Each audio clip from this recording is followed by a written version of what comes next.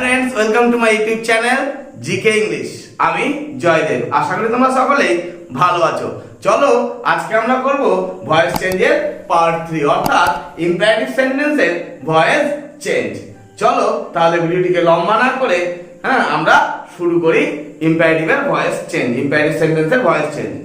কিন্তু মনে রাখবে ভিডিওটি একদমই স্কিপ করা যাবে না, নইলে অনেক কিছু ইম্পর্টেন্ট জিনিস যেটা তোমাদের অজানাই থেকে যাবে। চলো তাহলে শুরু করি ইম্পারেটিভ সেন্টেন্সের ভয়েস চেঞ্জ।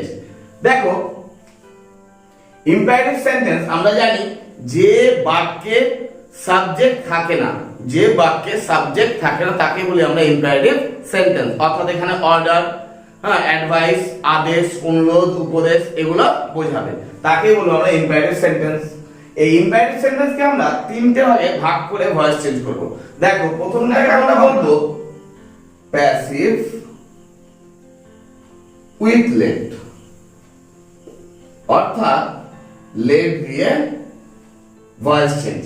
দেখো আমরা প্যাসিভ ভয়েসের উদাহরণগুলো জানি। ধরো এরকম দিল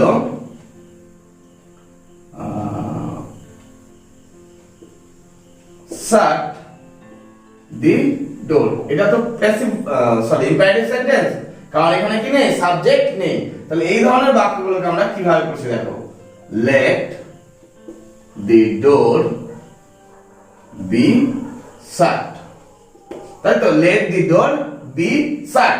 তাহলে এখানে রুলস কি দাঁড়ালো দেখো, মনে রাখবে যখন আমাদের ভার্ব প্লাস অবজেক্ট থাকবে, তাহলে ভার্ব প্লাস অবজেক্ট যখন থাকবে তখন আমরা এটার প্যাসিভ ভয়েস কি করব, তখন আমরা প্যাসিভ ভয়েস করব। এটা অ্যাক্টিভ ভয়েস, প্যাসিভ ভয়েস কি করব, লেট, তারপরে বসাবো আমরা এই অবজেক্টটাকে, এই লেটের জন্য আমরা বসাবো একটা বি, তারপর ভার্বের কি হয়ে যাবে, third form.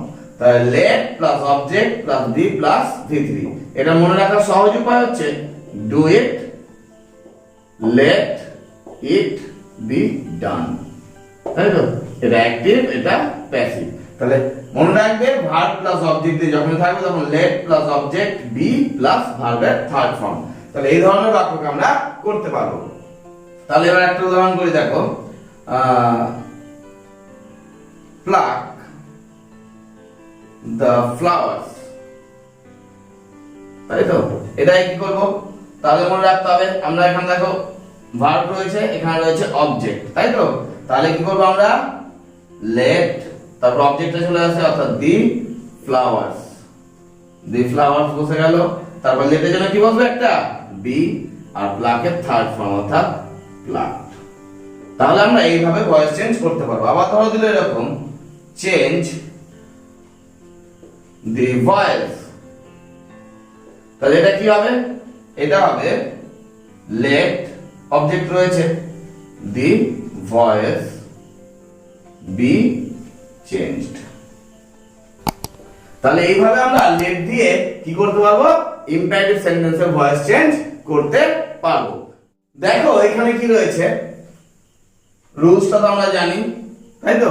Attend the meeting রয়েছে, তাহলে কি হবে দেখো এখানে ভার্বও আছে, অবজেক্টও রয়েছে, তাহলে কি হবে, প্রথমে বসবে লেট, তারপর অবজেক্টটা অর্থাৎ দি মিটিং, তাই তো? তারপরে বসবে লেটের জন্য একটা কি বসবে, বি বসবে, আর ভার্বের থার্ড ফর্ম অ্যাটেন্ডেড কি হবে, অ্যাটেন্ডেড, তাই তো? এবার দেখো পরেরটা কি, ডোন্ট কল হিম, এখানে ডোন্ট রয়েছে, তাহলে এখানে দেখো ভার্ব, এটা অবজেক্ট, তাহলে প্রথমে বসবে কি লেট, লেট, তারপরে কি হিম কে হি হবে না, লেটের পরে সবসময় হিমই বসে, তাহলে লেট হিম, তারপরে দেখো লেটের জন্য একটা বি বসবে। এবার ডোন্ট আছে, তাহলে কি বসে যাবে, ডোন্টের জন্য একটা নট, তাহলে লেট হিম বি নট, ভার্বের থার্ড ফর্ম কলের, তাহলে হয়ে যাবে কল্ড। খুব ইজি, তাই না? এবার দেখো ক্লিন ইওর টিথ রয়েছে, তাহলে এখানে ভার্ব রয়েছে, এটা অবজেক্ট রয়েছে, তাহলে কি হবে, প্রথমে লেট, তারপরে কি অবজেক্টটা বসবে ইওর টিথ, তাই তো? তারপরে কি বসবে, লেটের জন্য একটা বি, তারপরে ক্লিন রয়েছে, তাহলে কি হয়ে যাবে ক্লিনড। তারপর দেখো ডোন্ট হেট এ সিনার, তাহলে কি হবে, প্রথমে বসবে লেট, তারপরে কি বসবে, অবশ্যই অবজেক্টটা এ সিনার, তারপরে কি বসবে বি, তারপর ভার্বের থার্ড ফর্ম হেটেড, হেটেড। তাহলে দেখো এইরকম let plus object plus B plus ভি3 এই ছোট্ট সরল সূত্র দ্বারা আমরা ইম্পারেটিভ সেন্টেন্স কে ভয়েস চেঞ্জ করছি। মনে রাখতে হবে শুধু এখানে ভার্ব অবজেক্ট দুটোই থাকে। এমনও কিছু কিছু ইম্পারেটিভ সেন্টেন্স রয়েছে যার কি ভার্ব আছে হয়তো অবজেক্ট নেই, সেক্ষেত্রে আমরা কি করব, চলো ওই রুলসটা আমরা শিখে নেব। তার আগে আমরা আরেকটা জিনিস শিখে নিই। চলো এবার আমরা বলবো passive of sentence with let. খুব মজাদার, দেখো একদম দেখো এই বাক্যগুলো কিরকম থাকে, লেট মি ফিনিশ ইট, অর্থাৎ আমাকে এটা শেষ করতে দাও। লেট মি ফিনিশ ইট অর্থাৎ আমাকে এটা শেষ করতে দাও। আমরা কিন্তু এর আগে লেটের নিয়মটা শিখলাম, সেই ট্রিকটাই ফলো করব এখানে, কিচ্ছু না, একদম সহজ। দেখো প্রথমে লেট, আমরা যা এর আগে ট্রিকটাই বললাম, তাহলে লেট বসবে, তারপরে কি বসে অবজেক্ট, অবজেক্ট কি হয়েছে এখানে ইট, তাহলে লেট ইট বসে গেল। লেট ইট বসানোর পরে কি বসে, লেটের জন্য একটা বি বসে, তাহলে বি বসালাম। তারপরে কি ভার্বের থার্ড ফর্ম ফিনিশড, তাই তো। তারপরে কি মি রয়েছে, তাই আমরা কি করে দেবো বাই মি। তাহলে আমাদের যে আগের নিয়মটা ছিল, অর্থাৎ কি let plus object plus B plus ভার্বের থার্ড ফর্ম, অর্থাৎ এই রুলসটা প্রয়োগ করে কি আমরা লেট দিয়ে যেগুলো সেন্টেন্স থাকবে সেগুলো কি ভয়েস চেঞ্জ করতে পারবো খুব সহজ হবে। দেখো আবার এইরকম দিল, ধরো লেট আস প্লে ক্রিকেট, অর্থাৎ আমাদের ক্রিকেট খেলতে দাও। তাহলে কি হবে, লেট বলো তোমরা, লেট হবে, তারপর কি হবে অবশ্যই অবজেক্ট আসবে, অর্থাৎ ক্রিকেট বসে যাবে, তাই তো। তারপরে কি বসবে, লেটের পরে একটা বি বসবে লেটের জন্য, তাহলে লেট ক্রিকেট বি। তারপরে বি এর পরে কি বসে তোমরা জানো, ভার্বের থার্ড ফর্ম, তাহলে প্লেট থার্ড ফর্ম কি প্লেট। তারপর আস রয়েছে, তাহলে বাই আস। খুব সহজ না, একদম ইজি। দেখো আবার 3 নম্বর করছি আমরা, ধরো দিল let them present the gift, অর্থাৎ তাদেরকে গিফটটা প্রেজেন্ট করতে দাও। তাহলে কি হবে, ওই একই রুলস, আবার সেই প্রথমে লেট বসবে, তারপর অবজেক্ট কি রয়েছে দি গিফট, তাহলে দি গিফটটা বসে গেল, লেট দি গিফট, লেটের জন্য আবার কি বসে একটা বি বসে, তারপরে কি করতে হয় ভার্বের থার্ড ফর্ম, তাহলে প্রেজেন্টেড, তাই তো। তারপরে কি দেম রয়েছে, সেটাকে আমরা কি করে দেবো বাই দেম। তাহলে এইরকম একটা সহজ ট্রিক ইউজ করো, আগের রুলসটা ইউজ করে কি আমরা ভয়েস চেঞ্জ করতে পারবো খুব সহজেই। এবার চলো দেখো এখানে লেট দিয়েছিল, আমরা লেটের নিয়মটা প্রয়োগ করলাম। তো আমি কি বললাম যে ভার্ব প্লাস অবজেক্ট থাকলে লেটের নিয়ম প্রয়োগ করা যায়, কিন্তু এমনও কিছু কিছু বাক্য আছে যেগুলো ভার্ব আছে কিন্তু অবজেক্ট নেই। চলো সেগুলো আমরা সহজ পদ্ধতিতে করে নিই। চলো তাহলে এবার দেখো passive of sentences without object. Imperative সেন্টেন্সের কি অবজেক্টই থাকবে না এখানে, ভেবে দেখো একবার কি রকম লাগবে। শুন দেখো আমি বলছি রেড, রেড এইটার ভয়েস চেঞ্জ করো, কি করবে, কিছুই তো নেই, শুধুমাত্র একটা ভার্ব রয়েছে, ওয়ার্ড রয়েছে, কিভাবে করবো। তাহলে দেখো খুব সহজ, এটাকে আমরা লেট দিয়ে ফেলতে পারবো, কারণ লেটের পরে অবজেক্ট বলতে, তাই লেট দিয়ে অন্তত এটা করা যাবে না। তাহলে কি করবো, you are advised to read, হয়ে গেল ভয়েস চেঞ্জ, মানে তোমাকে উপদেশ দেওয়া হলো পড়া। তাহলে খুব সহজে আমরা করতে পারবো। তাহলে এই ক্ষেত্রে যে মনে রাখবে যে ইম্পারেটিভ সেন্টেন্সে অবজেক্ট থাকবে না সেগুলো কিভাবে করব, আমরা বসাবো ইউ আর রিকোয়েস্টেড টু দিয়ে যা আছে, ইউ আর রিকোয়েস্টেড টু কখন বসবে, সরি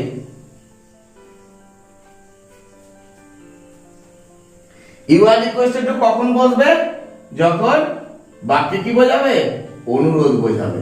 যে বাক্যটা থাকবে সেটা যদি অনুরোধ বোঝায় তাহলে কি করব আমরা ইউ আর রিকোয়েস্টেড টু।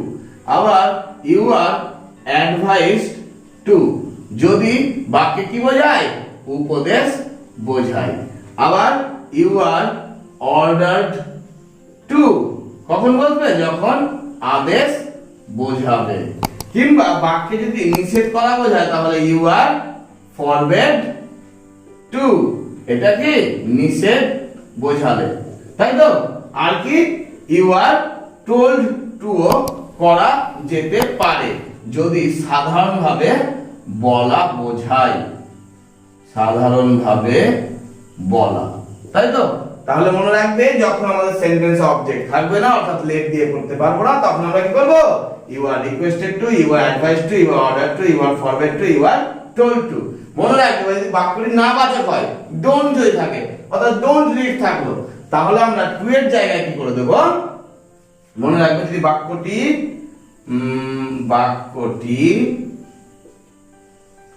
না বাচক হলে কি বলবে? টু এর জায়গায় বলবে নট টু। কি বসে? বাক্যটি না বাচক হলে বসে নট টু। কিন্তু ফরবেড বসালে শুধুমাত্র টু বসে। কেন ফরবেড বসে শুধুমাত্র টু কেন বসে? মনে রাখবে ফরবেড কথার অর্থ হচ্ছে কি? নিষেধ করা, তাই তো? ফরবেড কথার অর্থই নিষেধ করা, তাই আর ওখানে নট টু বসানোর প্রয়োজন হবে না। চলো তাহলে এই যে সুন্দর এই যে ট্রিক, এটাকে ফলো করে করি। ধরো আমাদেরকে এরকম দিল, 2 নম্বর এরকম দিল,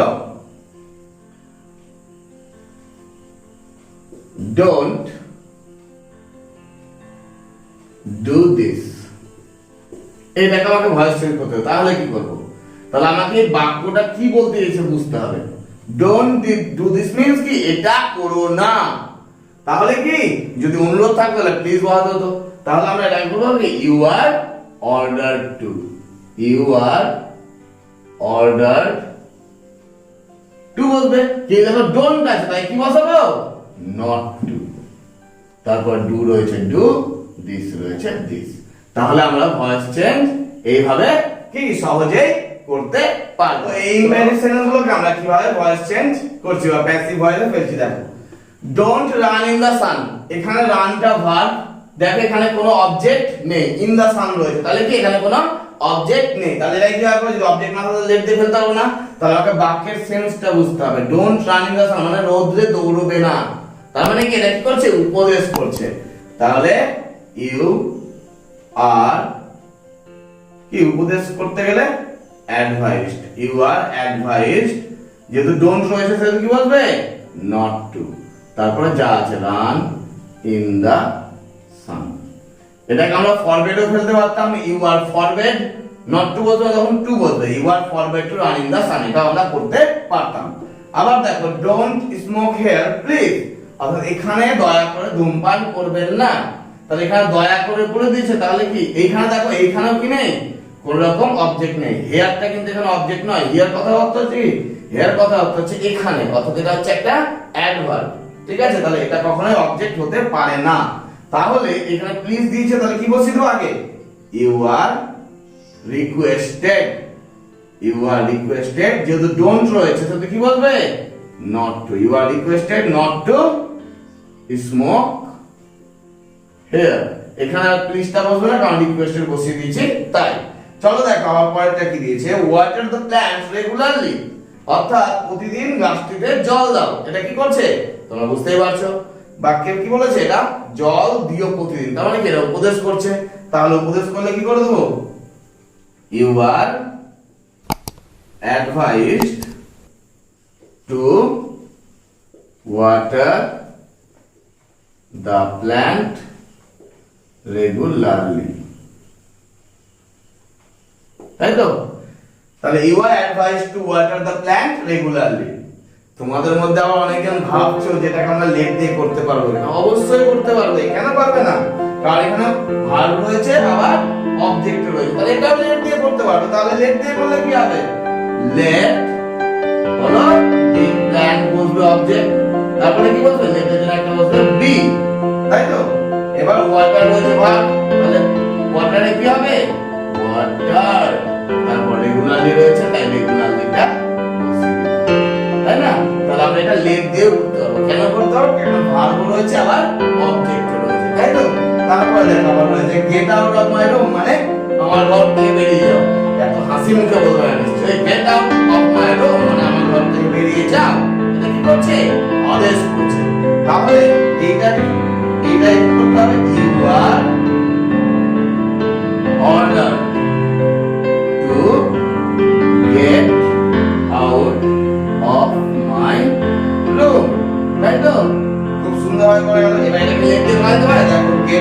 আছে ভার্ব, অফ মাই রুম আছে, তার মানে কি এটা কোনোভাবেই লেট দিয়ে করা যাবে না। তাহলে দেখো এই ইম্পারেটিভ সেন্টেন্সগুলো যে তিনটে আমি টাইপ করলাম, এই তিনটি টাইপ যদি আমরা করে ভয়েস চেঞ্জ করি তাহলে ইম্পারেটিভ সেন্টেন্স কি অতিরিক্ত সহজ হয়ে যায়। আশা করি তোমরা ইম্পারেটিভ সেন্টেন্সের ভয়েস চেঞ্জটা খুব সহজেই বুঝতে পেরেছো। টাইপ 1, টাইপ 2, টাইপ 3 করেও এই ভয়েস চেঞ্জগুলো করা যেতে পারে। ভয়েস চেঞ্জের পরবর্তী নিয়ম পাওয়ার জন্য পরের ভিডিওর জন্য তোমরা অপেক্ষা করো এবং ভিডিওটি ভালো লাগলে অবশ্যই একটা লাইক করে দিও। আর যদি চ্যানেল নতুন হও অবশ্যই সাবস্ক্রাইব করো ইংরেজি নতুন নতুন কৌশল জানার জন্য।